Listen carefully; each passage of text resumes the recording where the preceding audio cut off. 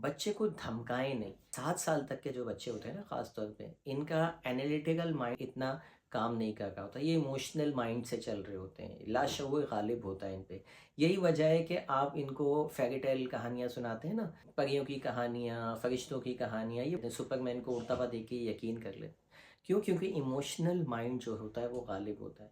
बिल्कुल इसी तरीके से जब बच्चे को आप थ्रेटन करें, धमकी देते हैं, तुम्हें मैं बंद कर दूँगी, पुलिस लेके चले जाएगी, उसको बच्चे रियल मानते हैं। बच्चे उससे खौफ, एंग्ज़ायटी, फ़ियर, डिप्रेशन इसको अपने अंदर पैदा करते हैं क्योंकि आपके लिए तो वो सिर्फ़ एक धमकी है, एक वो अल्फ़ाज़ हैं सिंपल 2-4 आपने डराने के लिए कह दिए, लेकिन उस बच्चे के लिए वो रियल है।